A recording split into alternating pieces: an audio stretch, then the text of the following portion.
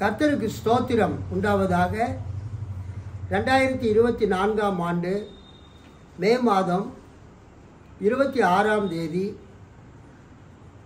தூய திருத்துவ திருநாள் ஆகிய இந்த நாளில் ஹோலி ட்ரினிட்டி சண்டே, இந்த நாளில் கர்த்தர் நம்மை அவருடைய ஆலயத்துக்கு கொண்டு வந்ததற்காக நாம் எல்லாரும் சத்தமாக கரங்களை தட்டி ஆண்டவரை மகிமைப்படுத்துவோம்.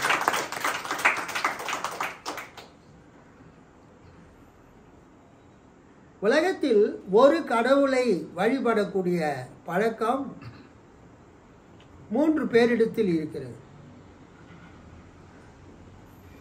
யூதர்கள் ஒரு கடவுளை வணங்குகிறார்கள், ஓர் இறை கோட்பாடு. they are worshipping only one god. அதை ஆங்கிலத்திலே மானோதீசம் என்று சொல்வார்கள். யூதர்கள் ஒரு கடவுளை வணங்குகிறார்கள். யூதர்களுடைய கடவுள் பெயர் யெகோவா அல்லது யாவே. இஸ்லாமியர்கள் ஒரு கடவுளை வணங்குகிறார்கள். இஸ்லாமியர்களுடைய கடவுள் பெயர் அல்லாஹ். அல்லாஹ் என்றால் அரபு மொழியிலே அல்லாஹ் என்றால், தமிழிலே கடவுள், ஆங்கிலத்திலே காட். இஸ்லாமியர்களும் ஒரு கடவுளை வணங்குகிறார்கள். கிறிஸ்தவர்களாகிய நாமும் ஒரே கடவுளைத்தான் வணங்குகிறோம். கைகளை தட்டி ஆண்டவரை மகிமைப்படுத்துவோம். கிறிஸ்தவர்களாகிய நாமும் ஒரே கடவுளைத்தான் வணங்குகிறோம். ஸோ தற்பொழுது உலகத்திலே யூதர்களும் இஸ்லாமியர்களும் முஸ்லீம்களும் கிறிஸ்தவர்களும் ஒரு கடவுளைத்தான் வணங்குகிறார்கள், வணங்கி கொண்டிருக்கிறார்கள். ஆனால் அவர்கள் சொல்லக்கூடிய பெயர்கள் தான் வெவ்வேறு பெயர்கள். யூதர்கள் யெகோவா என்றும், இஸ்லாமியர்கள் முஸ்லீம்கள் அல்லாஹ் என்றும், கிறிஸ்தவர்கள் திரியேக தேவன் என்றும் திருத்துவ தேவன் என்றும் சொல்லுகிறோம். அல்லேலூயா. கிறிஸ்துவ சபை ஆரம்பிக்கப்பட்ட போது தொடக்க காலத்திலே கிறிஸ்துவ சபைக்கு எதிராக புற மதஸ்தினர்கள், பேகன்ஸ், பல குற்றச்சாட்டுகளை எழுப்பினார்கள். நீங்கள் எங்களை பல தெய்வத்தை வணங்குவதாக சொல்லுகிறீர்கள். புற மதத்தினராகி எங்களை நீங்கள் என்ன சொல்லுகிறீர்கள்? பல தெய்வங்களை வணங்குவதாக சொல்லுகிறீர்கள். பாலிதீசம் ஆர் பாலிதீசம், பல கடவுள்களை வழிபடக்கூடிய முறை. நாங்கள் பல தெய்வங்களை வழிபடுகிறோம் என்பது உண்மைதான். கிரேக்கர்களாகிய ரோமர்களாகிய நாங்கள் பல தெய்வங்களை நாங்கள் வணங்குகிறோம். ஆனால் நீங்கள் மட்டும் என்ன, கிறிஸ்தவர்களாகிய நீங்கள் எத்தனை தெய்வத்தை வணங்குகிறீர்கள்? 3 தெய்வத்தை வணங்குகிறீர்கள். பிதாவை வணங்குகிறீர்கள், குமாரனை வணங்குகிறீர்கள், பரிசுத்த ஆவியை வணங்குகிறீர்கள். கிறிஸ்தவர்களாகிய நீங்கள் 3 கடவுள்களை வணங்குகிறீர்கள். அப்ப நீங்கள் எங்களை குறை சொல்வதற்கு உங்களுக்கு என்ன தகுதி இருக்கிறது? நீங்கள் 3 கடவுள்களை வணங்கி கொண்டு புறஜாதிகளாகிய எங்களை பார்த்து, பிற இன மக்களாகிய எங்களை பார்த்து நீங்கள் பல தெய்வங்களை வணங்குகிறீர்கள் என்று சொல்லுகிறது தவறு என்று கிறிஸ்தவங்களுக்கு விரோதமாக, கிறிஸ்துவ சபைகளுக்கு விரோதமாக அவர்கள் குற்றம் சாட்டினார்கள்.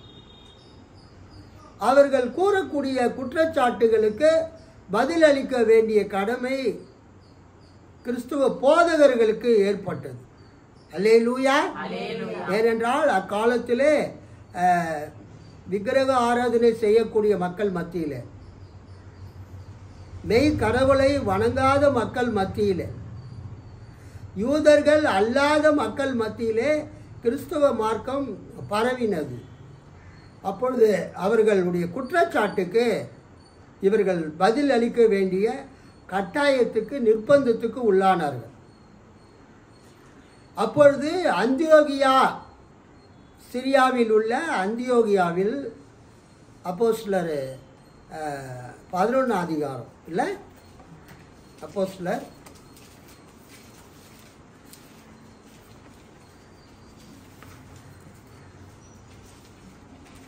13 அப்போஸ்தலர் 13 அந்தியோகியா பட்டணத்தில் உள்ள சபையிலே, அப்போஸ்தலர் 13:1 வரக்கூடிய அந்த அந்தியோகியா பட்டணம் உலகத்திலே 3வது பெரிய பட்டணம். முதல் பெரிய பட்டணம் உலகத்திலே ரோமாபுரி, 2000 வருஷத்துக்கு முன்பதாக. 2வது பெரிய பட்டணம் எகிப்தில் உள்ள அலெக்சாண்ட்ரியா பட்டணம். 3வது பெரிய பட்டணம் சிரியாவில் உள்ள அந்தியோகியா பட்டணம். இப்போது நாம் வாசித்த அந்த அந்தியோகியா உலகத்தில் இருக்கக்கூடிய 3வது மிகப்பெரிய பட்டணம். கர்த்தருக்கு ஸ்தோத்திரம்.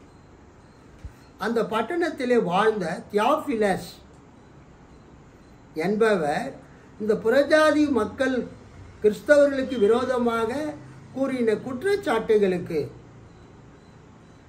எதிராக, கிறிஸ்தவர்களாகி நாங்கள் 3 கடவுள்களை வழிபடவில்லை, நாங்கள் ஒரே கடவுளைத்தான் வழிபடுகிறோம். அல்லேலூயா. அந்த ஒரே கடவுள் பிதாவாக, குமாரனாக, பரிசுத்தாவியாக இருக்கிறார். ஆனால் அந்த பிதா, குமாரன், பரிசுத்தாவியாகிய 3 பேரும் இணைந்ததுதான் திருத்துவம். அல்லேலூயா. இந்த 3 பேரும் 3 கடவுள்கள் அல்ல. இந்த 3 பேரும் 3 ஆட்கள். ஆனால் இந்த 3 பேரும் நித்தியமாக ஒன்றாக இருக்கிறார்கள். They are always united as one God என்ற அர்த்தத்தில் அவர் என்ன செய்தார் என்றால், ட்ரையாஸ், TRIAS, ட்ரையாஸ் என்ற வார்த்தையை அவர் உருவாக்கினார். அல்லேலூயா. அந்தியோகியாவில் வாழ்ந்த தியோபிலஸ் என்பவர் கிறிஸ்தவர்களுக்கு விரோதமாக பல தெய்வத்தை வணங்குகிறீர்கள் என்ற குற்றச்சாட்டுக்கு பதில் அளிக்கும்படியாக தியோபிலஸ் அவர் கூறியது, we are not worshipping 3 gods, we are worshipping only one God, but united eternally in 3 persons. 3 நபர்கள் கடவுளாக இணைந்து இருக்கிறார்கள். ஒரு காம்பிலே 3 இலைகள் இருந்தால் அதை நம்ம என்ன செய்கிறோம்? ஒரு இலைதான் என்று சொல்லுகிறோம். ஒரு காம்பில் இருக்கக்கூடிய 3 இலைகளை 3 இலைகள் என்று சொல்லுவதில்லை, ஒரு இலை என்று தான் சொல்லுகிறோம். அதை அவர் பயன்படுத்தி பிதா, குமாரன், பரிசுத்த ஆவி ஆகிய 3 பேரும் 3 கடவுள்கள் அல்ல, 3 ஆட்கள். ஆனால் அவர்கள் ஒன்றாக கடவுளாக இருக்கிறார்கள் என்கிற ஒரு விளக்கத்தை தியோபிலஸ் கொடுத்தார். அதற்கு அவர் பயன்படுத்தின வார்த்தை ட்ரையாஸ். அதற்கு அடுத்தாற் போல தெர்த்துல்லியன் என்பவர் ஒரு மிகப்பெரிய திருச்சபையினுடைய இறையியலாளர். தெர்த்துல்லியன், அந்த தெர்த்துல்லியன் ட்ரினிடாஸ் என்ற வார்த்தையை அவர் உருவாக்கினார். அப்போது அந்த வார்த்தையே இல்லை, ட்ரினிட்டி என்ற வார்த்தை அப்பொழுதே இல்லை, அவரே உருவாக்கினார். அவர் ஒரு மிகப்பெரிய ஒரு தத்துவ ஞானி. லத்தீன் மொழியில் அவர் என்ன செய்தார்? ட்ரினிடாஸ் என்ற வார்த்தையை உருவாக்கினார். ட்ரினிடாஸ் என்ற வார்த்தையிலிருந்து தான் ட்ரினிட்டி என்ற வார்த்தை வந்தது, திருத்துவம் என்கிற வார்த்தை வந்தது. அவர் என்ன செய்தார்? பிதா, குமாரன், பரிசுத்த ஆவியாகிய 3 பேரும் 3 கடவுள்கள் அல்ல, ஒரே கடவுளில் இருக்கக்கூடிய 3 நபர்கள் என்று குறிப்பிட்டார். கைகளை தட்டி ஆண்டவரை மகிமைப்படுத்தும். அவர்கள் 3வரும் ஒன்றாகவே இருக்கிறார்கள். They are co-equal, co-power and co-existent என்கிற 3 காரியங்களை அவர் குறிப்பிடுகிறார். பிதா, குமாரன், பரிசுத்த ஆவி 3 பேருமே சமமானவர்கள். அல்லேலூயா. பிதா பெரியவர், குமாரன் சிறியவர், அவரை விட பரிசுத்த ஆவி சிறியவர் என்று எல்லாம் சொல்லக்கூடாது. பிதா, குமாரன், பரிசுத்த ஆவி 3 பேருமே சமமானவர்கள். they are co-equal, சமமானவர்கள். ரெண்டாவது அவர் கூறியது, அந்த பிதா, குமாரன், பரிசுத்த ஆவி ஆகிய 3 பேருமே சம வல்லமை உடையவர்கள். அல்லேலூயா. பிதாவுக்கு அதிக வல்லமை இருக்கிறது, குமாரனுக்கு குறைந்த வல்லமை இருக்கிறது, பரிசுத்த ஆவிக்கு அதைவிட குறைவான வல்லமை இருக்கிறது என்றெல்லாம் சொல்லக்கூடாது. திருத்துவத்திலே முதலாவது வரக்கூடியவர் பிதா, இரண்டாவது வரக்கூடியவர் குமாரன், மூன்றாவது வரக்கூடியவர் பரிசுத்த ஆவி.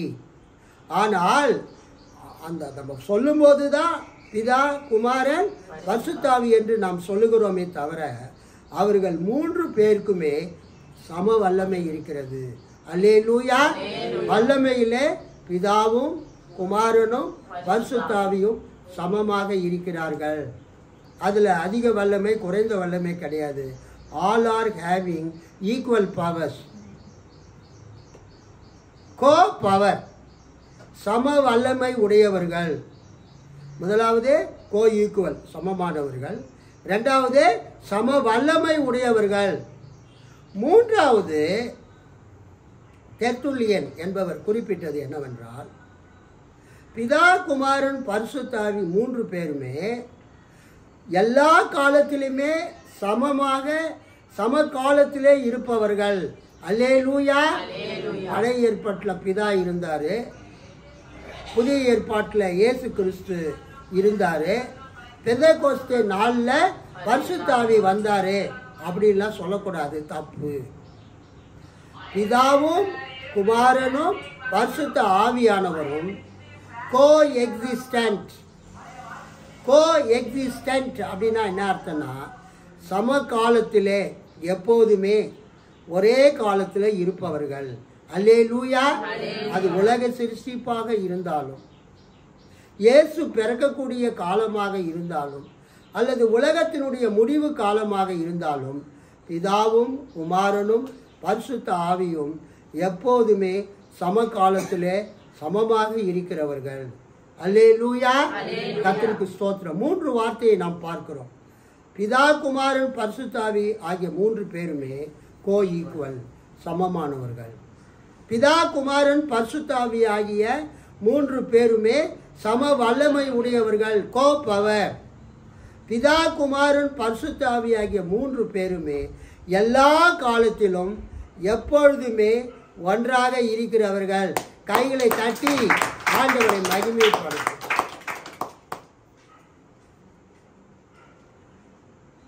ரஷ்யாவிலே ரஷ்யன் ஆர்த்தடாக்ஸ் சர்ச், ரஷ்ய வைதிக சபையில் ஆண்ட்ரூ ருப்லேவ் என்ற ஒரு துறவி, வைதிக திருச்சபையில் அந்த துறவியாக இருந்தவர், ஒரு மங்கு, அவர் ஒரு படம் வரைந்தார். இப்போ நம்ம சபை பெந்தெகோஸ்தே சபை. நம்ம சபையில் எதுவுமே சிலுவை கிழவு எதுவுமே வைக்கவில்லை. நீங்கள் லுத்தரன் சர்ச்சுக்கு, சிஎஸ்ஐ சர்ச்சுக்கெல்லாம் போனீங்கன்னா அங்கே ஆல்டரில் என்ன பார்ப்பீங்க? சிலுவையை பார்ப்பீங்க. நீங்கள் ரோமன் கேத்தலிக் சர்ச்சுக்கு போனீங்கன்னா அங்கே ஆல்டரில் இயேசு சிலுவையில் தொங்கக்கூடிய காட்சியை நீங்கள் பார்ப்பீங்க. ரஷ்யாவுக்கு நீங்கள் போனீங்கள் என்றால், சென்றீர்கள் என்றால், அங்கே இருக்கக்கூடிய வைதிக சபையில் ஆர்த்தடாக்ஸ் சர்ச்சில் அவங்க நிறைய படத்தை வரைந்து வைத்திருப்பாங்க. அல்லேலூயா. அந்த படங்கள் எல்லாம் பைபிள் சம்பந்தமான படங்கள். அதில் ஒரு மிக புகழ்பெற்ற ஒரு படம், ஹோலி ட்ரினிட்டி ஐகான், தூய திருத்துவத்தை விளக்கக்கூடிய ஒரு படம். அந்த படத்தில் 3 பேர்கள் ஒரே மாதிரியான, அந்த ட்வின்ஸ்ன்னு சொல்கிறாங்கல்ல, ட்வின்ஸ்னால் என்னது? ஒரே நேரத்தில் 2 குழந்தைங்க பிறக்கிறது, ட்வின்ஸ். 2 பேரும் ஒரே மாதிரி இருப்பாங்க, ஒரே மாதிரி பேசுவாங்க, ஒரே காரியத்தை செய்வாங்க. 2 குழந்தைங்க பிறந்தா ட்வின்ஸு, 3 பிள்ளைங்க பிறந்தா ட்ரிப்ளெட்ஸ், மூவர். அந்த ரஷ்யன் ஆர்த்தடாக்ஸ் சர்ச்சில் அந்த ஆண்ட்ரூ ருப்லேவ் என்ற அந்த வைதிக திருச்சபையினுடைய துறவி அவர் என்ன செய்தார், ஒரு ஹோலி ட்ரினிட்டி ஐகான் படத்தை வரைந்தார். ரொம்ப உலக புகழ்பெற்ற படம். நான் MTH படிக்கும்போது Trinity and the Kingdom of God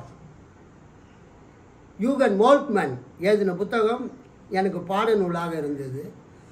அதில் அந்த யூகன் மோல்ட்மேன் சொல்வார், நான் இந்த புத்தகத்தை எழுதும்போது என்னுடைய அறையில் அந்த ஆண்ட்ரூ ரூப்லேவ் என்ற அந்த ஆர்த்தடாக்ஸ் மங்க், அந்த வைதிக திருச்சபையின் துறவி வரைந்த அந்த படத்தை என்னுடைய அறையில் வைத்து அந்த படத்தை பார்த்து கொண்டு தான் எனக்கு இன்ஸ்பிரேஷன் கிடைக்க வேண்டும் என்பதற்காக அந்த படத்தை பார்த்து கொண்டே நான் இந்த புத்தகத்தை எழுதினேன் என்று சொல்லுவார். அல்லேலூயா. அது அந்த படத்தில் அவர் எப்படி வரைஞ்சிருக்கிறாருன்னா, 3 பேர் 3 இடத்துல உட்காந்துருப்பாங்க, முக்கோண வடிவத்தில், ட்ரையாங்கிள். ஒரு முக்கோணம் வரைஞ்சா எப்படி இருக்கும், 3 பாயிண்ட்டு, மேலே கீழே 2 பாயிண்ட்டு. ஸோ அந்த 3 பாயிண்டில் முக்கோணத்தில் பிதா ஒரு இடத்துல, குமாரன் ஒரு இடத்துல, பரிசுத்தாவி ஒரு இடத்துல, 3 இடத்துல உட்காந்து 3 பேருமே நடுவில் ஒரு டேபிள் மாதிரி இருக்குது. அந்த டேபிளில் திருவிருந்து பாத்திரம், சாலிஸ், கப் ஆஃப் த லார்ட், கர்த்தருடைய அந்த பாத்திரம், அங்கே திருவிருந்து பாத்திரம் வைக்கப்பட்டிருக்கிறது. அந்த 3 பேருமே எதை பார்த்து கொண்டு இருக்கிறார்கள்? கேரம் போர்டு விளையாடும் போது விளையாடுறவங்க எதை பார்த்துட்டு இருப்பாங்க? வேற எங்கேயா சுற்றி முற்றி பார்ப்பாங்களா? செஸ் விளையாடுறவங்க எதை பார்ப்பாங்க? செஸ் போர்டை பார்ப்பாங்க. அவங்க அட்டென்ஷன், கவனம், சிந்தை வேறு எங்கும் போகாது, அந்த ஆட்டத்திலேயே குறியாக இருப்பாங்க. அது மாதிரி அந்த ஆர்த்தடாக்ஸ் துறவி, வைதிக திருச்சபை துறவி ஆண்ட்ரூ ருப்லேவ் வரைந்த அந்த படத்தில் பிதா உட்காண்ட்ருக்கிறாரு, குமாரன் உட்காண்ட்ருக்காரு, பிதா உட்காண்ட்ருக்கிறாரு, பரிசுத்தாவி உட்காண்ட்ருக்கிறாரு. அவங்க 3 பேருமே நடுவில் இருக்கக்கூடிய ஒரு சின்ன டேபிள் மாதிரி இருக்குது. அது மேலே என்ன இருக்குது? திருவிருந்து பாத்திரம், கப் ஆஃப் த லார்ட், சாலிஸ் என்று சொல்லுவார்கள். அந்த திருவிருந்து பாத்திரத்தையே 3 பேரும் பார்த்து கொண்டிருக்கிறார்கள். அந்த திருவிருந்து பாத்திரம் எதை குறிக்கிறது என்றால், இயேசு கிறிஸ்துவினுடைய சிலுவை மரணத்தை குறிக்கிறது. அல்லேலூயா. அந்த 3 பேருக்குமே ரெக்கைகள் இருக்கிறது. எப்படி தேவதூதர்களுக்கு ரெக்கைகள் இருக்குமோ அது மாதிரி பிதாவுக்கும் குமாரனுக்கும் பரிசுத்தாவிக்கும் என்ன இருக்குது? ரெக்கைகள் இருக்கிறது. ரெக்கைகள் என்றால் they are divine beings, வானத்திலிருந்து வந்தவர்கள். நமக்கு ரெக்கைகள் இருக்குதா? இல்லை. ஏன்னா நம்ம மனித பிறவிகளுக்கு என்ன தேவையில்லை? சிறகுகள், ரெக்கைகள் தேவையில்லை.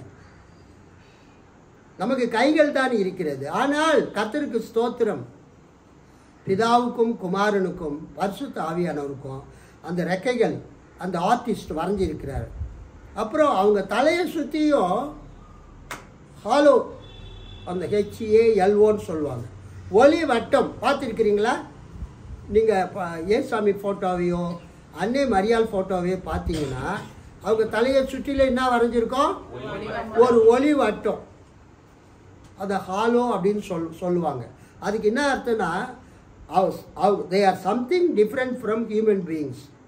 மனித பிறவியிலிருந்து சற்றே வித்தியாசமானவர்கள். அவங்க முகம் பிரகாசிக்கிறது, அவங்க தெய்வீக தன்மை பொருந்தியவர்கள் என்பதை காட்டும்படியாக அந்த ஒளிவட்டம் போடப்படுகிறது.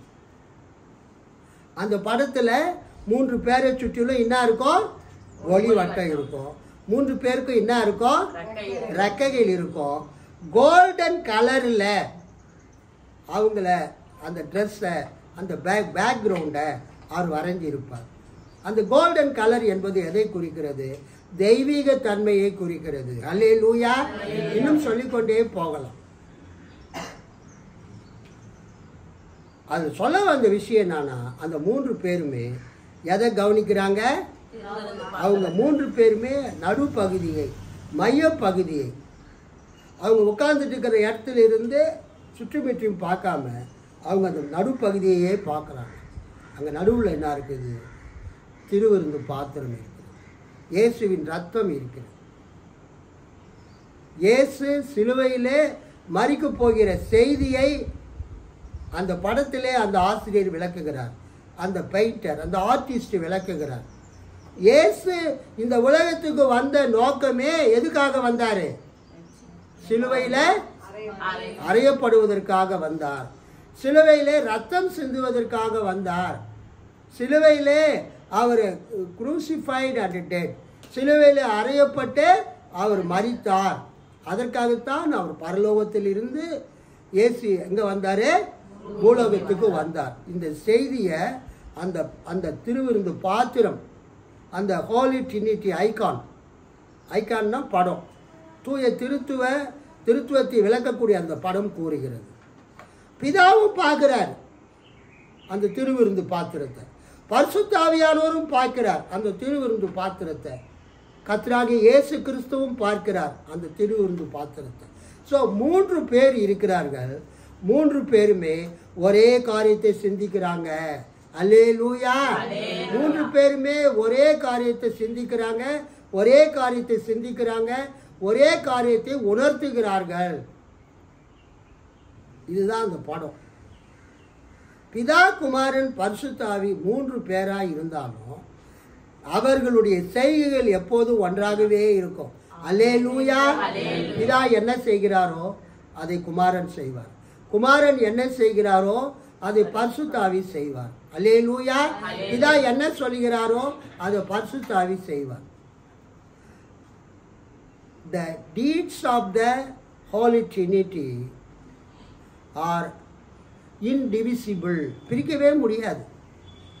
பிதா, குமாரன், பரிசுத்த ஆவி எப்போதுமே ஒரே மாதிரியாக சிந்திப்பார்கள், செயல்படுவார்கள், அவர்கள் கிரியைகள் இருக்கும். உதாரணமாக நம்ம பார்க்கலாம், ஆதியாகமம் 1ஆம் அதிகாரம், சிருஷ்டிப்பு.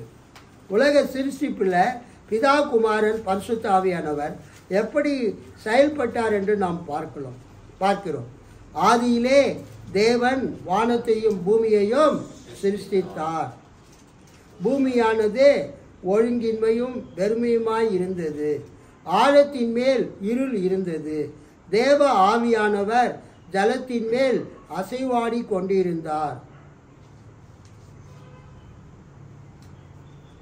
உலக சிருஷ்டிப்பில் இன் பிகினிங், ஆதியிலே தேவன் ஏலோகிம் காட் வானத்தையும் பூமியையும் சிருஷ்டித்தார்.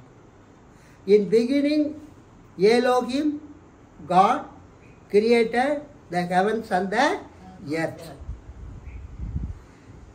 பூமியானது ஒழுங்கின்மையும் வெறுமையுமாய் இருந்தது. போகு டோகுன்னா ஒழுங்கின்மையும் வெறுமையுமாய் இருந்தது. அன்ப்ராஃபிட்டபிள், யூஸ்லெஸ், பயனற்றதாக, பயன்படுவதற்கு பாத்திரம் இல்லாததாக பூமி இருந்தது. அப்போ என்ன நடக்கிறது? தேவ ஆவியானவர் ஜலத்தின் மேல் அசைவாடி கொண்டிருந்தார். அல்லேலூயா. இங்க எத்தனை பேரை பார்க்கிறோம்? 2 பேர். தேவனை பார்க்கிறோம், தேவ ஆவியானவரை பார்க்கிறோம். தேவ ஆவியானவர் பெந்தேகோஸ்தே நாளில் இந்த 120 பேர் மேலே பொழிந்தருளப்பட்டாலும் தேவ ஆவியானவர் இந்த உலகத்தை தேவன் படைக்கும் போது அவர் ஜலத்தின் மேல அசைவாடி கொண்டிருந்தார். கைத்தட்டி ஆண்டவரை மகிழ்ச்சி. அதைத்தான் நாம் யோபுவில் பார்க்கிறோம். யோபு 33ஆம் அதிகாரத்தில் அங்கே நம்ம பார்க்கிறோம், தேவனுடைய ஆவியானவர் என்னை உண்டாக்கினார், சர்வ வல்லவருடைய சுவாசம் எனக்கு உயிர் கொடுத்தது. மனிதனை உண்டாக்கினது யார்? தேவனுடைய ஆவியானவர். தேவனுடைய ஆவியானவர் என்னை உண்டாக்கினார். நாம் ஆதியாகமம் 2ஆம் அதிகாரம் 7ஆம் வசனத்தில் தேவனாகிய கர்த்தர் பூமியிலிருந்து மண்ணை எடுத்து மண்ணினால், தேவனாகிய கர்த்தர் மனுஷனை பூமியின் மண்ணினாலே உருவாக்கி ஜீவ சுவாசத்தை அவன் நாசியிலே ஊதினார், மனுஷன் ஜீவாத்மாவானான். அல்லேலூயா. அங்கு மனுஷனை மண்ணினால யார் உருவாக்குனது? தேவனாகிய கர்த்தர். ஆனால் யோபு என்ன சொல்லுகிறார்? தேவனுடைய ஆவியானவர் என்னை உண்டாக்கினார். அப்போ உலக சிருஷ்டிப்பிலேயே யார் இருக்கிறது? தேவனுடைய ஆவியானவர் இருக்கிறார். இயேசு கிறிஸ்து உலக சிருஷ்டிக்கும் போது எங்கே இருந்தார்? இயேசு பிறந்த 2000 வருஷம் தானே ஆகுது. நிறைய பேர் கேட்குறது, நீங்கள் கிபி கிமுன்னு சொல்கிறீங்க. நம்ம இது என்ன வருஷம்? கிபி 2024. கிறிஸ்து பிறந்து 2024 வருஷம் ஆகுது. அன்னோ டொமினி இந்த இயர் ஆஃப் த லார்ட். கர்த்தர் பிறந்ததிலிருந்து இது எத்தனாவது வருஷம்? 2024வது வருஷம். Anno Domini in the year of our Lord. ஆனால் இயேசு கிறிஸ்து ஒரு மனிதனாக பிறந்துதான் 2024 வருஷம் ஆகுது. அல்லேலூயா. அவர் தேவனாக நித்தியமாக இருக்கிறார். கைத்தட்டி ஆண்டவர் மகிமைப்படுத்து. As man, he was born before 2024 years. மனிதனாக இயேசு 2024 வருஷங்களுக்கு முன்பு பிறந்தார். ஆனால் அவர் தேவனாக நித்தியமாக இருக்கிறார். As God, he has no beginning. இயேசு கிறிஸ்து மனிதனாக அவருக்கு ஒரு தோற்றம் இருந்தது, ஒரு ஆரம்பம் இருந்தது. ஆனால் இயேசு கிறிஸ்து தேவனாக அவருக்கு என்ன இல்லைங்க? ஆரம்பம் இல்லை. No beginning, no end. நான் அல்பாவும் ஒமேகாவும் ஆதியும் அந்தமுமாய் இருக்கிறேன். I am the beginning and the end. I am alpha and omega. இயேசு கிறிஸ்து அவர் இந்த உலகத்தில் மனிதனாக பிறந்தார். அதனால் அவருக்கு ஒரு கால்குலேஷன் ஆரம்பிச்சது. ஆனால் அவர் கடவுளாக நித்தியமாக இருக்கிறார், தேவனோடு இருக்கிறார். இயேசு கிறிஸ்து தேவனால் ஜெனிப்பிக்கப்பட்டவர், பிதாவினாலே ஜெனிப்பிக்கப்பட்டவர். இயேசு கிறிஸ்து பிதாவினால் சிருஷ்டிக்கப்பட்டவர் அல்ல. இயேசு கிறிஸ்து பிதாவினாலே ஜெனிப்பிக்கப்பட்டவர். Jesus was begotten of the Father, not created by the Father. பிதாவினால் ஜெனிப்பிக்கப்பட்டவர், சிருஷ்டிக்கப்பட்டவர் அல்ல இயேசு கிறிஸ்து. அவர் தேவனோடு நித்தியமாய் இருக்கிறார். அதைத்தான் யோவான் 1 அதிகாரத்தில் நாம் பார்க்கிறோம். ஆதியிலே வார்த்தை இருந்தது. யோவான் 1:1. ஆதியிலே வார்த்தை இருந்தது, அந்த வார்த்தை தேவனிடத்தில் இருந்தது, அந்த வார்த்தை தேவனாய் இருந்தது.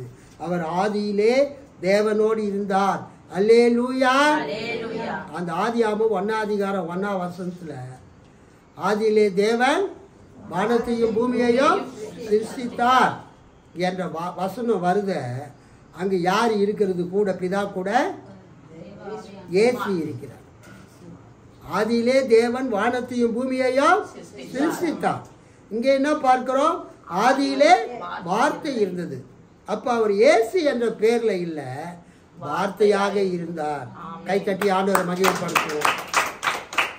ஆதியிலே வார்த்தை இருந்தது, லோகாஸ், வார்த்தை. அந்த வார்த்தை, அந்த லோகாஸ் தேவனிடத்தில் இருந்தது. அந்த வார்த்தை தேவனாய் இருந்தது. அந்த லோகாஸ் கிரேக்க மொழியில் லோகாஸ் என்றால் தமிழில் வார்த்தை, ஆங்கிலத்தில் வேர்டு.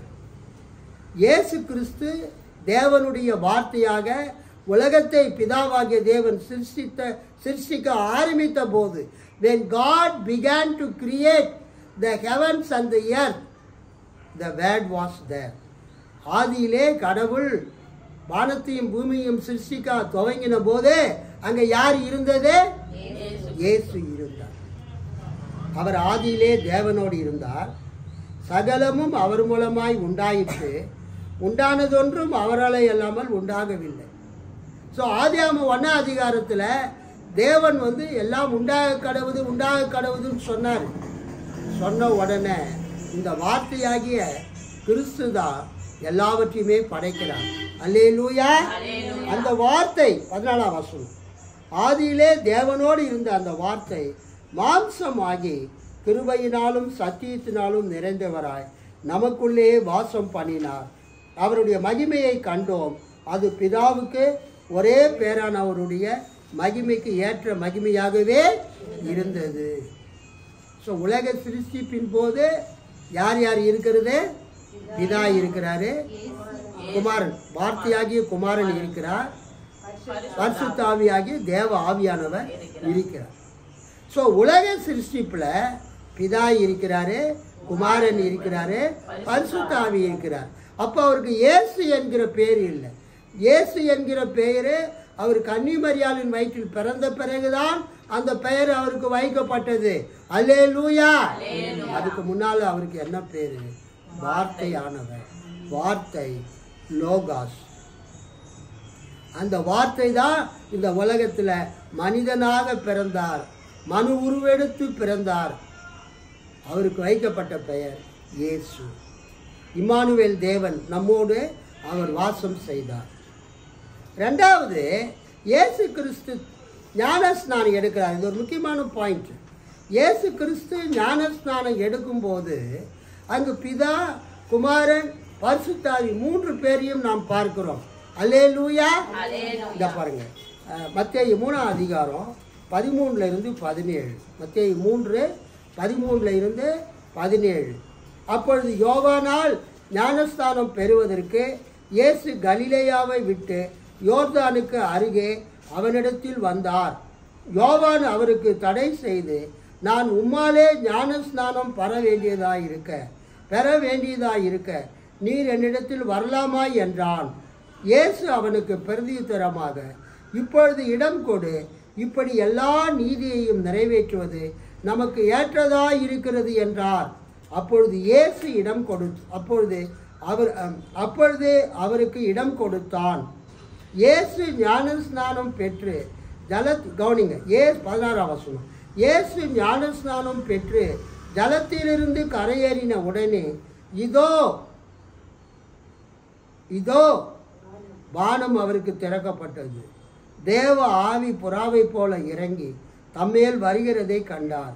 அன்றியும் வானத்திலிருந்து ஒரு சத்தம் உண்டாகி, இவர் என்னுடைய நேசகுமாரன், இவரில் பிரியமாய் இருக்கிறேன் என்று உரைத்தது. அல்லேலூயா. அங்கு யார் யாரை பார்க்கிறோம்? இயேசு ஞானஸ்தானம் எடுக்க போகிறார். இயேசு இருக்கிறார். 16ஆம் வசனம். இயேசு ஞானஸ்நானம் பெற்று ஜலத்தீரிலிருந்து கரையேறின உடனே இதோ வானம் அவருக்கு திறக்கப்பட்டது.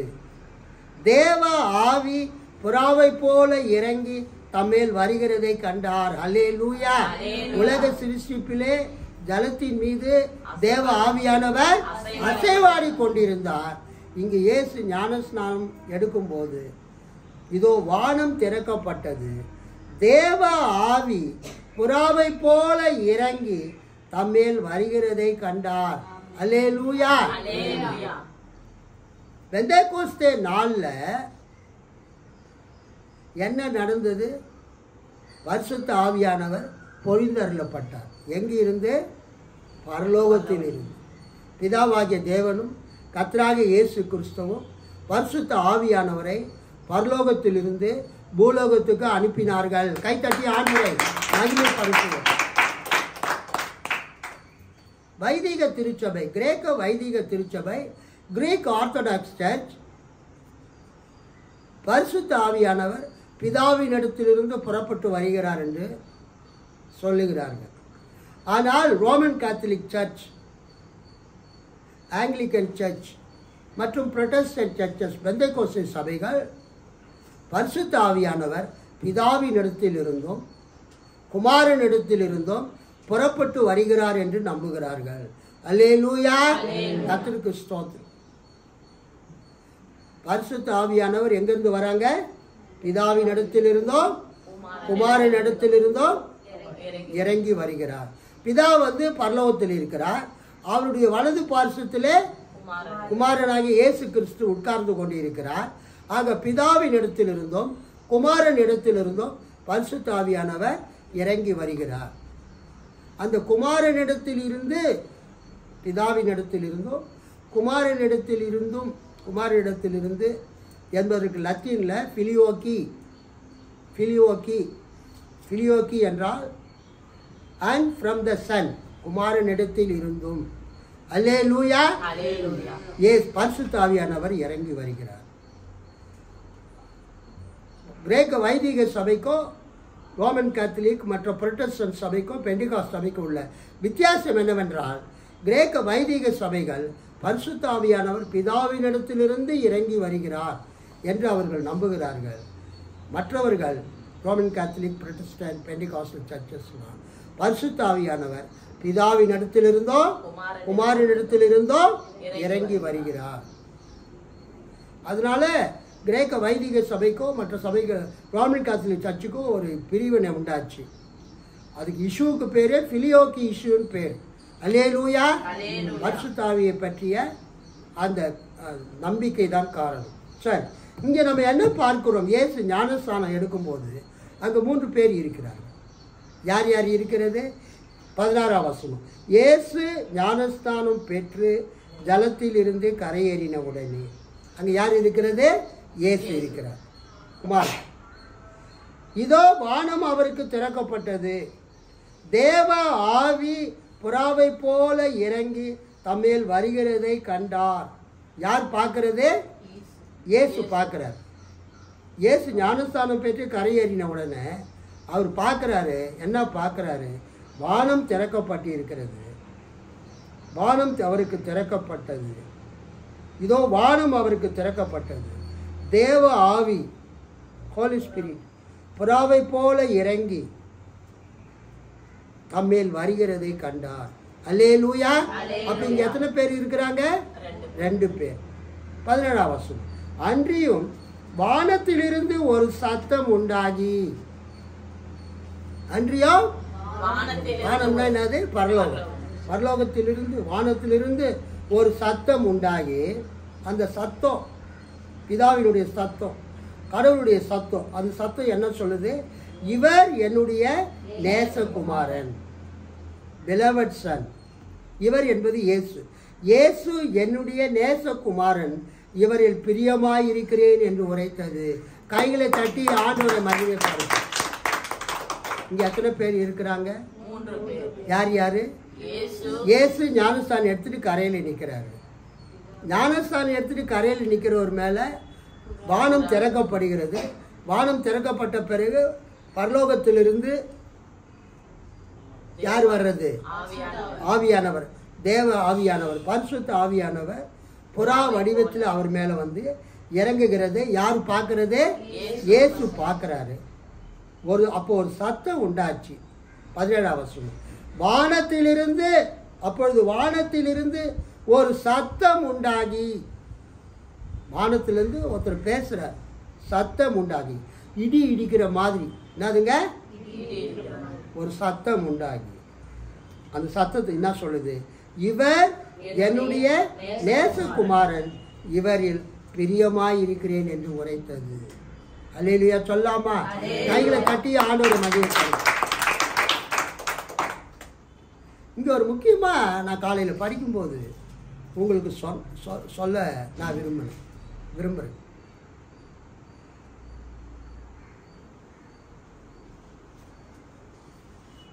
வானம் அவருக்கு திறக்கப்பட்டது. இது முக்கியமான வார்த்தை. இயேசு பூமியில் இருக்கிறார், யோர்தான் நதிக்கரையில். யோவான் ஸ்நானகன் இருக்கிறார், திரளான ஜனங்கள் இருக்கிறாங்க. இயேசு ஞானஸ்தானம் எடுத்து கரையில் இருக்கிறாரு. இதோ வானம் அவருக்கு திறக்கப்பட்டது. அல்லேலூயா. இது ரொம்ப முக்கியமான பாயிண்ட். இதோ வானம் அவருக்கு. அதுக்கு முன்னால வானம் என்னவா இருக்குது? மூடப்பட்டு இருக்கிறது. நீங்க பெரிய பெரிய மால்க்கு, விஆர் மால் உதாரணத்துக்கு, இன்னும் பல மால்களுக்கு நீங்க போகும்போது கேட்டு க்ளோஸ் ஆகிருக்கும். அல்லேலூயா. அங்க யாரும் வாட்ச்மேன் நிற்க மாட்டான். நீங்க போன உடனே என்ன நடக்கும்? ஆட்டோமேட்டிக்கா அந்த அந்த அந்த கண்ணாடி, அந்த கதவுகள் என்ன பண்ணும்? திறக்கப்படும். அதே மாதிரி லிஃப்ட்ல போய் நிற்கிறீங்க வெளியில், அந்த பட்டனை ப்ரெஸ் பண்ண உடனே அந்த கதவு என்ன பண்ணுதுங்க? திறக்கப்படும். ஃபஸ்ட்டு அது மூடப்பட்டு இருக்கிறது, இப்போ என்னவா இருக்குதுங்க? கதவு திறக்கப்படுகிறது. அதே மாதிரி பிதாவாகிய தேவன் பரலோகத்தில் இருக்கிறார். அல்லேலூயா. இயேசு கிறிஸ்து, யோவான் ஸ்நானன், மற்றவங்க எல்லாம் எங்கே இருக்கிறாங்க? பூலோகத்தில் இருக்கிறாங்க, எர்த்தில் இருக்கிறாங்க, பூமியில். பிதா பரலோகத்தில் இருக்கிறார், இயேசு பூலோகத்தில் இருக்கிறார், பூமியில் இருக்கிறார். யோர்தான் நதி கரையில் இயேசு ஞானஸ்தானம் எடுத்த பிறகு ஒரு மிரக்கல் நடக்குது. Something astonishing event happen. ஒரு ஆச்சரியமான, ஒரு அதிர்ச்சியான, ஒரு நம்மால் கிரகிக்க முடியாத ஒரு காரியம் நடக்குது. அதனால்தான் அங்கே இதோ அப்படி என்ற வார்த்தை வருது. பைபிளில் எங்கெல்லாம் இதோ என்ற வார்த்தை வருதோ அந்த வார்த்தையை நல்லா கவனிங்கன்னு அர்த்தம். லிசன், என்னை பாருங்க அப்படி சொன்னவொடனே நீங்கள் என்ன பண்ணுறீங்க? தலையை நிமிர்ந்து என்னை பார்க்குறீங்க. இதோ வானம் அவருக்கு திறக்கப்பட்டது. இயேசு ஞானஸ்தானம் எடுத்து அந்த கரையில் நிற்கும் போது, யோவான் ஸ்நானன், இயேசு, மற்ற ஜனங்கள்லாம் நிற்கும் போது சம்திங் ஹேப்பன்ட் அன்யூஷுவல். இயற்கைக்கு அப்பாற்பட்ட ஒரு சூப்பர் நேச்சுரல் ஈவெண்ட்டு, ஒரு அக்கரன்ஸ், ஒரு நிகழ்ச்சி அங்கு நடக்கிறது. அது என்ன நிகழ்ச்சி? வானம் அவருக்கு திறக்கப்பட்டது. அல்லேலூயா, அல்லேலூயா, அல்லேலூயா.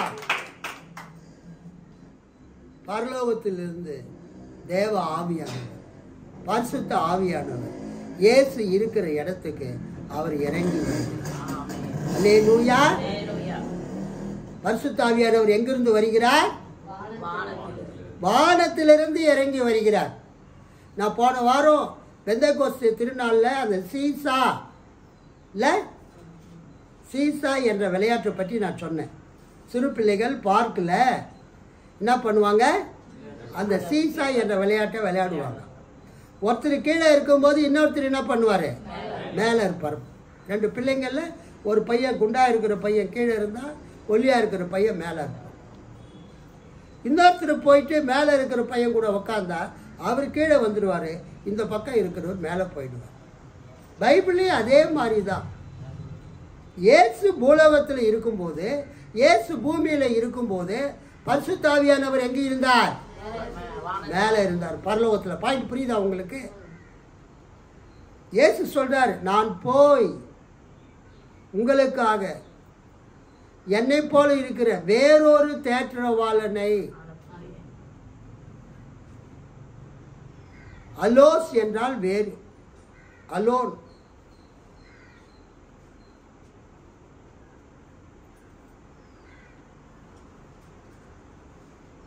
தேற்றவாளன், பராக்லீட்டஸ், வேறொரு தேற்றவாளனை உங்களுக்கு அனுப்புவேன். என்னை போல இருக்கிற வேற ஒருத்தரை உங்களுக்கு நான் என்ன பண்ணுவேன்? அனுப்புவேன். அலோன்,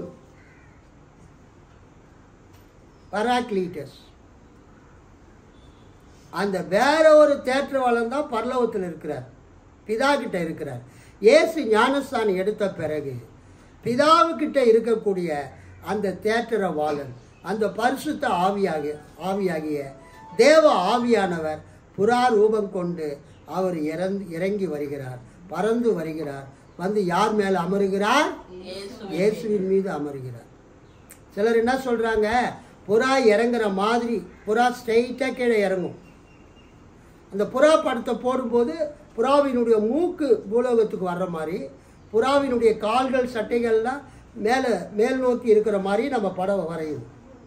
புறா டைரெக்டாக வெர்டிகலி அது கீழே இறங்குது. புறா பரலோகத்திலிருந்து அந்த மூக்கு, புறாவுடைய மூக்கு எப்போதும் டுவர்ட்ஸ் டிசெண்டிங் டவுன்வர்ட் மோஷன், பூமிக்கு வர்ற மாதிரி இருக்கும்.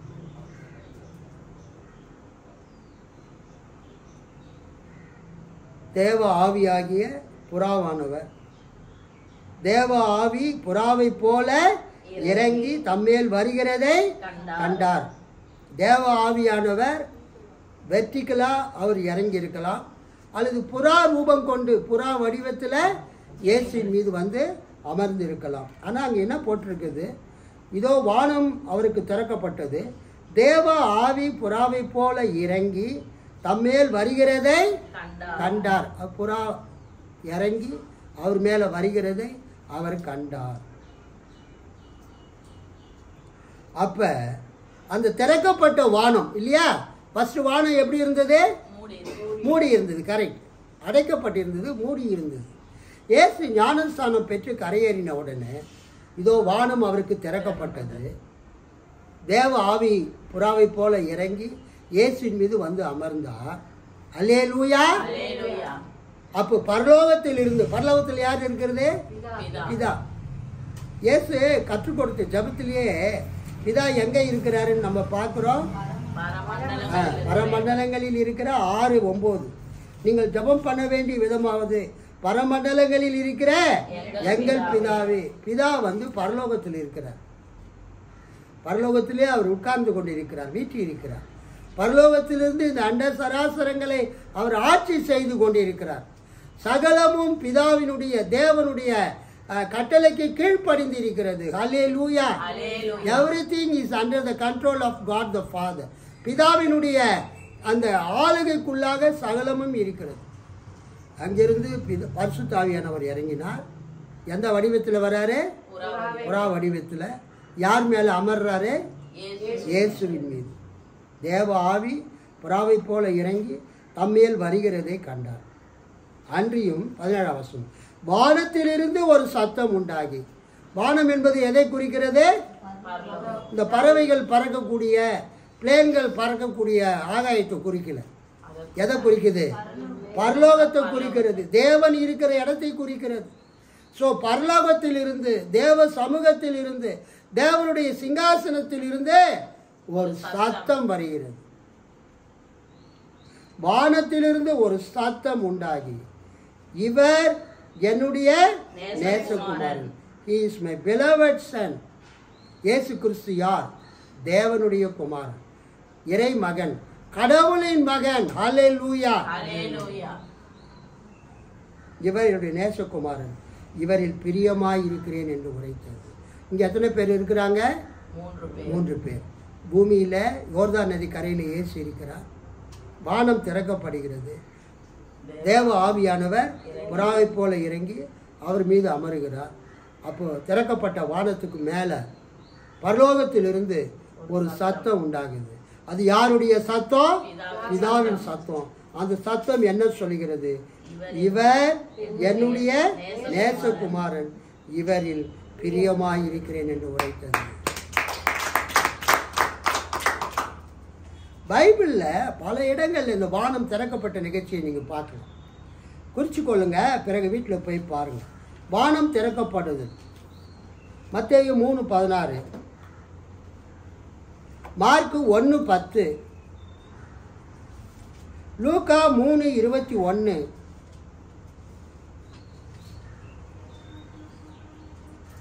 யோவான் 1:51,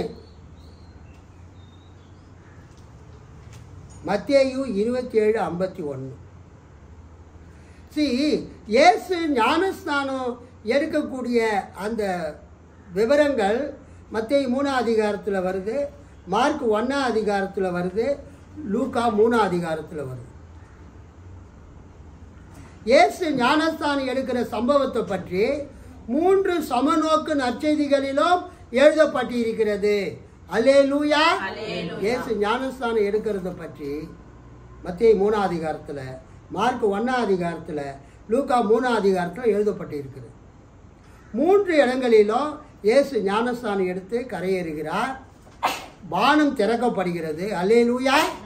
இந்த 3 சுவிசேஷங்களிலும் இயேசு ஞானஸ்தானம் எடுக்கிறாரு. வானம் திறக்கப்படுகிறது. தேவ ஆவியானவர் புறா ரூபம் கொண்டு இயேசுவின் மீது வந்து இறங்குகிறார். வானத்திலிருந்து ஒரு சத்தம் உண்டாகும், இவர் என் நேசகுமாரன், இவரில் பிரியமாயிருக்கிறேன். இந்த 3 இடத்திலுமே வானம் திறக்கப்படுகிறது. ஸ்பிளிட் ஓபன், வானம் திறக்கப்படுகிறது. இந்த வானம் திறக்கப்படுகிறதை பற்றி இன்னொரு இடத்துலையும் நம்ம பார்க்கலாம். யோவான் 1 அதிகாரம் 51வது வசனம். யோவான் 1 அதிகாரம் 51வது வசனம். 50-51 படிக்கிறேன். 49. அதற்கு நாத்தான்வேல், ரபி, நீர் தேவனுடைய குமாரன், நீர் இஸ்ரவேலின் ராஜா என்றான். இயேசு அவனுக்கு பிரதியுத்தரமாக, அத்திமரத்தின் கீழே உன்னை கண்டேன் என்று நான் உனக்கு சொன்னதினாலேயோ விசுவாசிக்கிறாய்? இதிலும் பெரிதானவைகளை காண்பாய் என்றார். அல்லேலூயா. பின்னும் அவர் அவனை நோக்கி வானம் திறந்து, கவனிங்க, பின்னும் அவர் அவனை நோக்கி வானம் திறந்திருக்கிறதையும் தேவ தூதர்கள் மனுஷகுமாரனிடத்திலிருந்து ஏறுகிறதையும் இறங்குகிறதையும் நீங்கள் இது முதல் காண்பீர்கள் என்று மெய்யாகவே மெய்யாகவே உங்களுக்கு சொல்லுகிறேன் என்றார். அல்லேலூயா. ஆதியாகமம் 28:12 யாக்கோபு அந்த கனவு காண்கிறான், சொப்பனம் காண்கிறான். தரிசனத்தில் தேவ தூதர்கள் ஏறுகிறவர்களாக இறங்குகிறவர்களாக காணப்படுகிறார். அந்த ஏணியின் உச்சியிலிருந்து தேவன் என்ன செய்கிறார்? பேசுகிறார். அல்லேலூயா. அது உச்சியிலிருந்து என்ன பண்றாருங்க? தேவன் பேசுகிறார், கர்த்தர் பேசுகிறார். அந்த பாயிண்ட் இங்க இயேசு சொல்றாரு. யார்கிட்ட? நாத்தான்வேல் கிட்ட. என்ன சொல்றாரு? பின்னும் இயேசு அவனை நோக்கி வானம் திறந்து இருக்கிறதையும், இயேசு இந்த பூமிக்கு வந்ததினால வானம் திறக்கப்பட்டது. கைத்தட்டி ஆண்டவர். அதுக்கு முன்னால திறக்கப்படல. அல்லேலூயா. அந்த யாக்கோபின் சம்பவத்தில் தேவ தூதர்கள் அந்த ஏணியில ஏறுறாங்க, இறங்குறாங்க. ஆனா இயேசு இந்த பூமிக்கு வந்த பிறகு, அவர் ஞானஸ்தானம் எடுத்த போது எப்படி லிஃப்ட் ஓப்பன் ஆகுதோ, எப்படி ஒரு பெரிய பெரிய மாலில் நம்ம போகும்போது ஆட்டோமேட்டிக்காக அந்த டோர்ஸ், கிளாஸ் டோர்ஸ் ஓப்பன் ஆகுதோ, அது மாதிரி இயேசு ஞானஸ்தானம் பெற்று அந்த யோர்தான் நதி கரையிலே நின்ற போது இதோ வானம் திறக்கப்பட்டது. அல்லேலூயா. வானத்திற்கும் பூமிக்கும் நடுவில் இருந்த அந்த டோர், அந்த கதவு திறக்கப்பட்டது. பிதாவினுடைய வலது பார்சத்தில் இயேசு வீட்டி இருக்கிறார். வீட்டெழுந்த பிறகு, பரமேறின பிறகு, அதற்கு முன்பதாக பரிசுத்த ஆவியானவர், தேவனுக்கு முன்பதாக அவர் இருந்தார். அந்த பரிசுத்த ஆவியானவர் வானம் திறக்கப்பட்ட பிறகு ஒரு புறாவை போல அவர் இறங்கி வந்தார். அல்லேலூயா. கர்த்தருக்கு ஸ்தோத்திரம். வானம் திறக்கப்பட்டது. தேவனுக்கும் மனிதனுக்கும் இடையில இருந்த தடை நீக்கப்பட்டது. இதை நம்ம மத்தேயு 27:51 கூட பார்க்கிறோம். அந்த தடை, வானத்துக்கும் பூமிக்கும் நடுவில் இருந்த தடை நீக்கப்பட்டது. இயேசு இந்த பூமிக்கு வந்ததுனால, இயேசு சிலுவையில் மரித்ததுனால, எருசலேம் தேவாலயத்தில் மகா பரிசுத்த ஸ்தலத்துக்கும் பரிசுத்த ஸ்தலத்துக்கும் இடையில் இருந்த திரைச்சீலை 2ஆக கிழிந்தது. அப்பொழுது தேவாலயத்தின் திரைச்சீலை, மத்தேயு 27:51, அப்பொழுது தேவாலயத்தின் திரைச்சீலை மேல் தொடங்கி கீழ் வரைக்கும் 2ஆக கிழிந்தது. பூமியும் அதிர்ந்தது, கண்மலைகளும் பிளந்தது. ஸோ இந்த வானம் திறவுண்டது என்பது எதை குறிக்கிறது? தேவனுக்கும் மனிதர்களுக்கும் இடையில் இருந்த தடை அகன்றது. இயேசு ஞானஸ்தானம் எடுத்து கரையேறின போது தேவ ஆவியானவர் பரலோகத்திலிருந்து இறங்கி வந்தார். புறா போல அவர் மேலே இறங்கி உட்கார்ந்தார். இயேசு சிலுவையில் மரித்த போது மனிதர்கள் தேவனிடத்துக்கு செல்லக்கூடாமல் இருந்த தடையானது அகற்றப்பட்டது. அல்லேலூயா. பழைய ஏற்பாட்டினுடைய ஆராதனைகள் முடிந்தது. Old Testament ceremonies, Old Testament rituals எல்லாம் முடிந்தது. இயேசு புதிதும் ஜீவனுமான ஒரு மார்க்கத்தை நமக்காக உண்டாக்கினார். தேவனிடத்துக்கு சேரும்படியாக கைகளை தட்டி ஆண்டவரை மகிமைப்படுத்தும். இயேசு ஞானஸ்தானம் எடுத்தும் போது பரலோகத்திலிருந்து வந்த சத்தத்தை இயேசு கேட்டார். அங்கே இருந்தவங்க கேட்டாங்க. ஒருவேளை அவங்க இடி இடிக்கிற மாதிரி சத்தம் கேட்டிருப்போம். யோவான் ஸ்நானனும் கேட்டான். அது எங்கே பார்க்கிறோம்? யோவான் 3ஆம் அதிகாரத்தில், யோவான் 1ஆம் அதிகாரத்தில் பார்க்கிறோம். யோவான் 1ஆம் அதிகாரம் இயேசுவை பற்றி யோவான் சொல்லுவார், ஞானஸ்நானம் கொடுக்கும்போது என்ன நடந்ததுன்னு. யோவான் 1:29 மறுநாளிலே யோவான் இயேசுவை தன்னிடத்தில் வர கண்டு, இதோ உலகத்தின் பாவத்தை சுமந்து தீர்க்கிற தேவாட்டுக்குட்டி, எனக்கு பின் ஒருவர் வருகிறார், அவர் எனக்கு முன்னிருந்தபடியால் என்னிலும் மேன்மையுள்ளவர் என்று நான் சொன்னேனே, அவர் இவர்தான். நானும் இவரை அறியாதிருந்தேன். இவர் இஸ்ரவேலுக்கு வெளிப்படும் பொருட்டாக நான் ஜலத்தினாலே ஞானஸ்தானம் கொடுக்க வந்தேன் என்றான். பின்னும் யோவான் சாட்சியாக சொன்னது, கவனிங்க, முக்கியமான வசனம், ஆவியானவர் புறாவை போல வானத்திலிருந்து இறங்கி இவர் மேல் தங்கினதை கண்டேன். அல்லேலூயா, அல்லேலூயா, அல்லேலூயா. வானத்திலிருந்து தேவ ஆவியானவர் புறாவை போல இறங்கி தம்மீது அமர்கிறதை யார் கண்டது? தம்மீது இயேசு. மத்தேயு படிங்க, 3:16 படிங்க. மத்தேயு 3:16. ஐயோ, நீங்க யோவானை படிச்சுட்டு இருக்கிறீங்க. இயேசு ஞானஸ்நானம் பெற்று ஜலத்திலிருந்து கரையேறின உடனே இதோ வானம் அவருக்கு திறக்கப்பட்டது, தேவ ஆவி புறாவை போல இறங்கி தம்மேல் வருகிறதை கண்டார். புறா, தேவ ஆவி புறா ரூபம் கொண்டு தம்மேல் வருகிறதை யார் கண்டது? இயேசு கண்டார். ஆனா இங்க பார்க்கிறோம், யோவான் 1:32 யோவான் சாட்சியாக சொல்லுகிறார். பின்னும் யோவான் சாட்சியாக சொன்னது, ஆவியானவர் புறாவை போல வானத்தில் இருந்து இறங்கி. இந்த வார்த்தை ரொம்ப முக்கியம். இந்த புறா மரத்து மேல இருந்து இறங்கினதா? பக்கத்தில் இருந்த ஒலிவு மரத்தில் இருந்தோ, பக்கத்தில் இருந்த அத்தி மரத்தில் இருந்தா புறா இறங்கினதே? நோ, வானத்திலிருந்து அந்த புறா இறங்கினது. வானம் என்பது பரலோகத்தை குறிக்கிறது, தேவனுடைய சிம்மாசனம் இருக்கிற இடத்தை குறிக்கிறது. The Holy Spirit was in front of God the Father. நீங்க வெளிப்படுத்தின விசேஷம் 1ஆம் அதிகாரம் எடுத்துக்கொள்ளுங்க, முடிச்சிடலாம். வெளிப்படுத்தல் 1ஆவது அதிகாரத்தை நீங்கள் எடுத்துக்கொண்டீர்கள் என்றால் அங்கு ஒரு முக்கியமான விஷயத்தை நீங்கள் பார்க்கலாம். வெளிப்படுத்தல் 1:4 அது கிரீட்டிங்ஸ், வாழ்த்து கூறுறார்.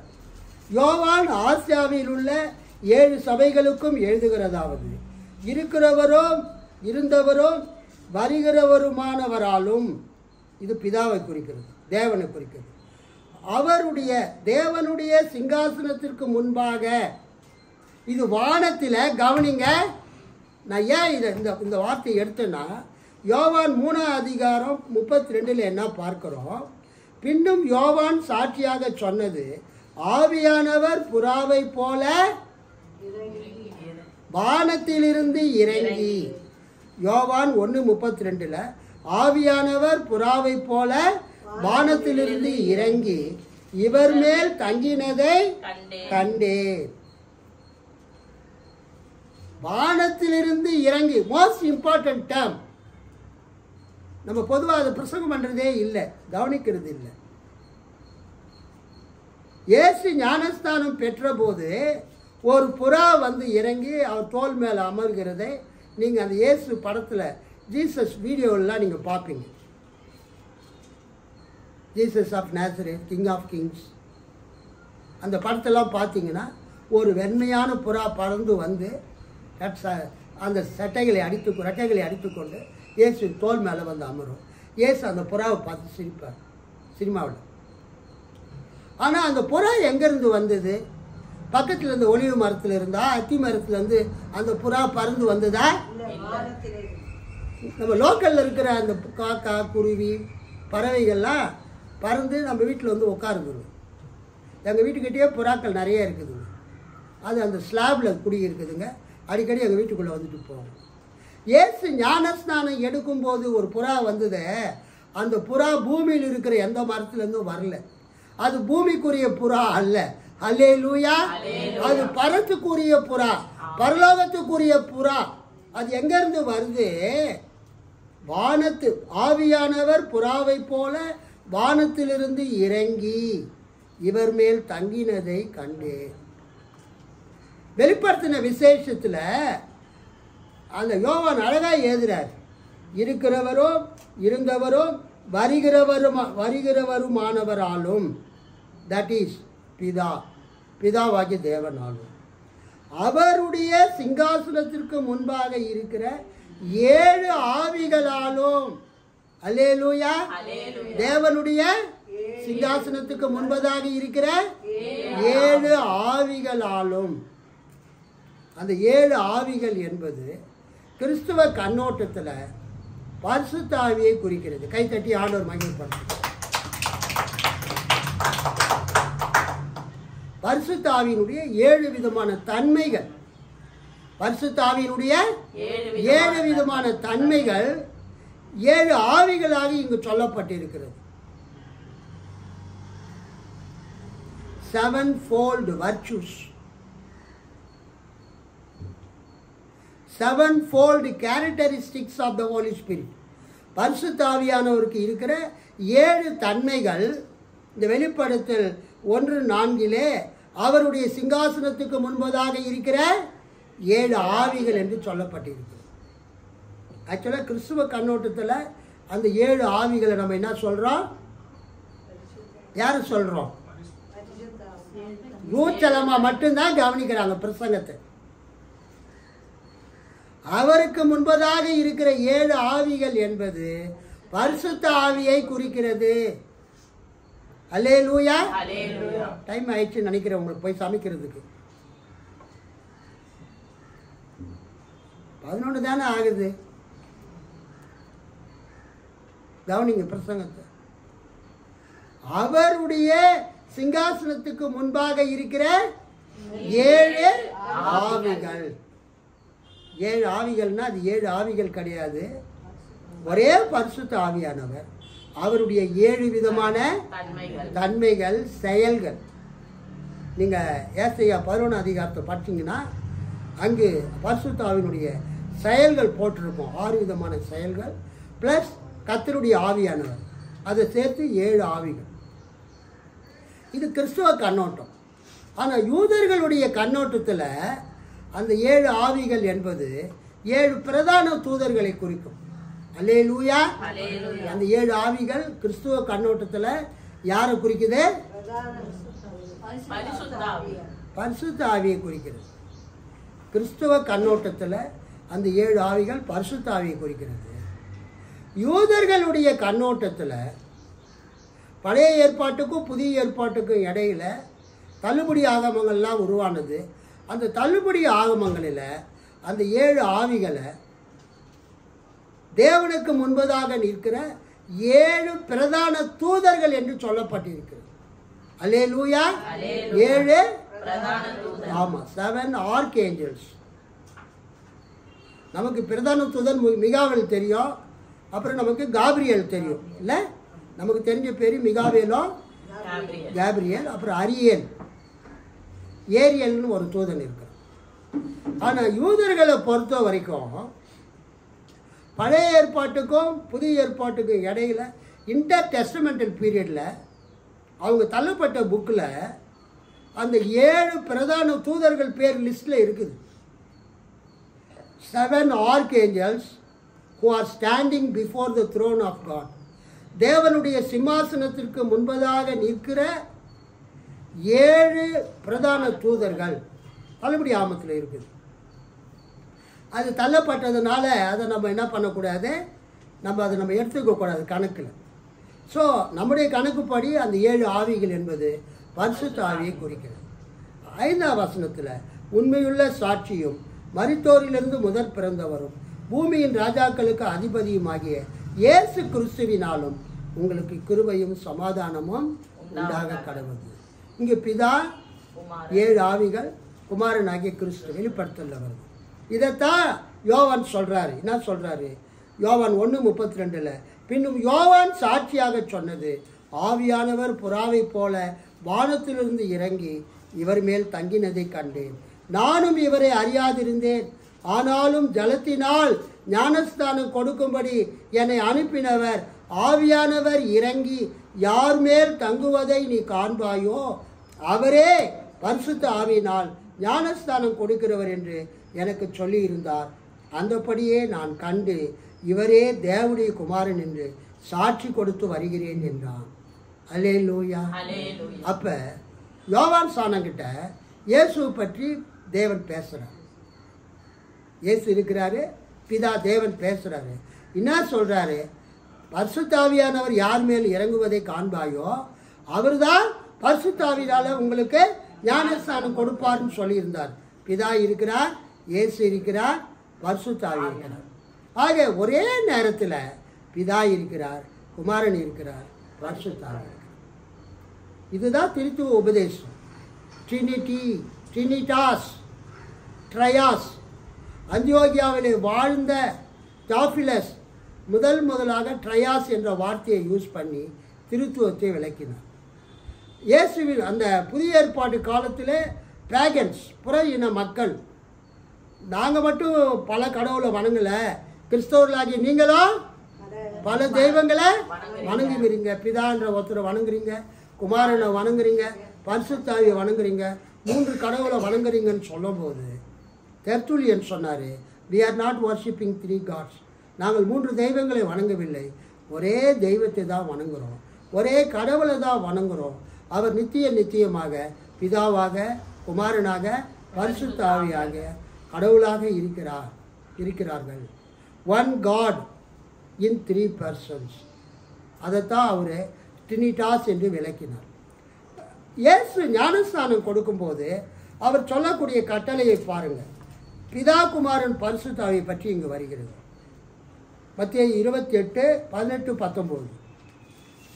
அப்போது இயேசு சமீபத்தில் வந்து அவர்களை நோக்கி, வானத்திலும் பூமியிலும் சகல அதிகாரமும் எனக்கு கொடுக்கப்பட்டிருக்கிறது.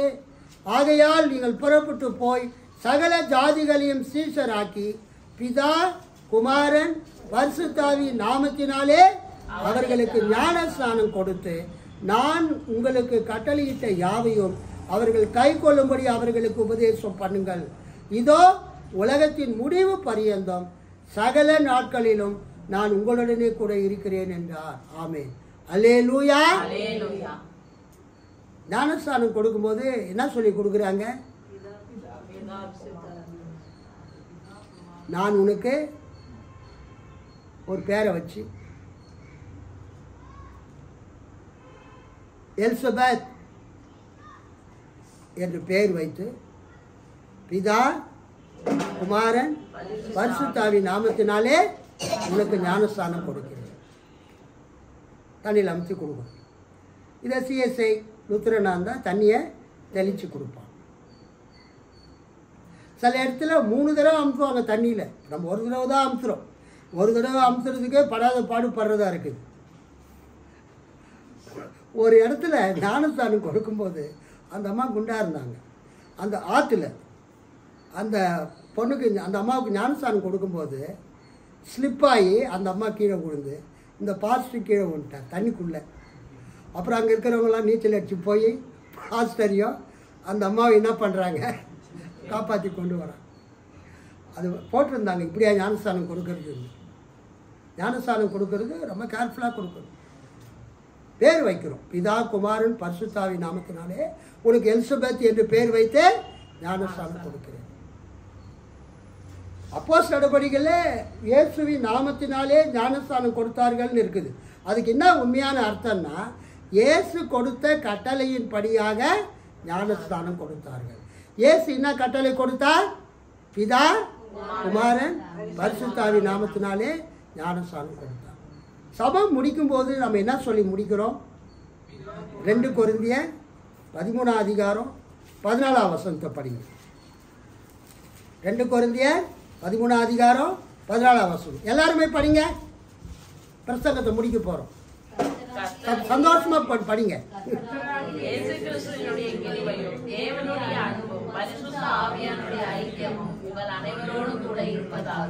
ஆமென். ஒவ்வொரு திருச்சபை ஆராதனை முடியும் போதும், திருச்சபை சம்பந்தப்பட்ட கூட்டங்கள், ஜப கூட்டங்கள் முடியும் போதோ, அங்கே வந்திருக்கிற ஆயர் ஜபத்தை எப்படி ஆரம்பிப்பார்? நம்முடைய பிதாவாகிய தேவனாலும் கர்த்தராகிய இயேசு கிறிஸ்துவினாலும் பரிசுத்த ஆவியின் நாமத்தினால இந்த கூட்டத்தை ஆரம்பிக்கிறோம். பிதா குமாரன் பரிசுத்த ஆவியின் நாமத்தினாலே ஆமேன் அப்படின்னு சொல்லிட்டு தான் எல்லா ப்ரேயர் மீட்டிங் ஆரம்பிப்பாங்க. பெண்டிகாஸ்டல் சர்ச்சில் பிரைஸ் தி லார்ட் ஹல்லேலூயா அப்படின்னு சொல்லிட்டு ஆரம்பிப்பாங்க. ஆனால் மெயின் லைன் சர்ச்சில் எப்படி ஆரம்பிப்பாங்க? பிதா குமாரன் பரிசுத்த ஆவியின் நாமத்தினாலே ஆமேன். ஆனால் எல்லாருமே பெண்டிகாஸ்டோ, மெயின் லைன் சர்ச்சோ, கேத்தலிக் ஃபாதரோ யாருமே சர்ச்சு அந்த ஆராதனை முடிக்கும் போது அவங்க இறுதியாக சொல்லக்கூடிய ஆசீர்வாதம் என்னது? நம்முடைய கர்த்தராகிய இயேசு கிறிஸ்துவின் கிருபையும் தேவனுடைய அன்பும் பரிசுத்த ஆவியினுடைய ஐக்கியமும் உங்கள் அனைவரோடும் கூட இருப்பதாக ஆமென். என்ன ட்ரினிடேரியன் பெனிடிக்ஷன், திருத்துவ கடவுளுடைய நாமத்தினால் நாம் ஆசீர்வாதம் கொடுக்கிறோம். என்ன ஆசீர்வாதம் கொடுக்கிறோம்? பிதாவாகிய கர்த்தராகிய இயேசு கிறிஸ்துவுடைய கிருபை, கர்த்தராகிய இயேசு கிறிஸ்துவுடைய கிருபை, தேவனுடைய அன்பு, பரிசுத்த ஆவியுடைய ஐக்கியம் உங்கள் அனைவரோடும் இருப்பதாக. தேவனுடைய கர்த்தராகிய இயேசு கிறிஸ்துவின் கிருபை இருப்பதாக, தேவனுடைய அன்பு இருப்பதாக, பரிசுத்த ஆவியினுடைய ஐக்கியம் இருப்பதாக. அது சொல்லி தான் நம்ம ஆசீர்வாதத்தை முடிக்கிறோம். கடைசியாக ஒரு பாயிண்ட்டு, நம்ம செய்கிற ஊழியம் எப்படிப்பட்டது? நம்ம செய்கிற ஊழியம் எப்படிப்பட்டது? 1 கொரிந்தியர் 12 4, 5, 6 இதோடு முடிச்சுக்கணும். நம்ம செய்கிற ஊழியம் பிதாவையும் குமாரனையும் பரிசுத்தாவையும் சார்ந்தது. அல்லேலூயா. யாராவது ஒருத்தர் படிங்க. வரங்களில் வித்தியாசங்கள் உண்டு, ஆவியானவர் ஒருவரே. ஊழியங்களிலேயும் வித்தியாசங்கள் உண்டு, கர்த்தர் ஒருவரே. கிரியைகளிலேயும் வித்தியாசங்கள் உண்டு, எல்லாருக்குள்ளும் எல்லாவற்றையும் நடப்பிக்கிற தேவன் ஒருவரே. வரங்களில் வித்தியாசங்கள் உண்டு, ஆவியானவர் ஒருவரே. ஊழியங்களிலேயும் வித்தியாசங்கள் உண்டு, கர்த்தர் ஒருவரே. கிரியைகளிலேயும் வித்தியாசங்கள் உண்டு, எல்லாருக்குள்ளும் எல்லாவற்றையும் நடப்பிக்கிற தேவன் ஒருவரே. அல்லேலூயா. கீழே போங்க. 6ஆம் வசனம் தேவன், 5ஆம் வசனம் கர்த்தர் இயேசு, 4ஆம் வசனம் பரிசுத்த ஆவியானவர். ஸோ கிறிஸ்தவ ஊழியத்தில் பிதா இருக்கிறார், குமாரன் இருக்கிறார், பரிசுத்த ஆவி இருக்கிறார். ஆக நம்முடைய வாழ்க்கை முழுவதுமே திருத்துவ தேவனால் நிரப்பப்பட்டு இருக்கிறது. அல்லேலூயா. இன்றைக்கு திரியேக கடவுள், மூவொரு கடவுள், திருத்துவ தேவன், ட்ரினிட்டி, ட்ரையூன் காட், ட்ரையூனிட்டி காட் உங்கள் அனைவரையும் ஆசீர்வதிக்க எல்லாரும் எழுந்து நிற்போம். நாம் ஜெபிப்போம். கர்த்தர் உங்களை ஆசீர்வதிப்பாராக. மே the triune God bless you. May the Trinity God bless you. மூவரு கடவுள், திரியேக கடவுள், திருத்துவ தேவன் உங்களை ஆசீர்வதிப்பாராக. ஆமென்.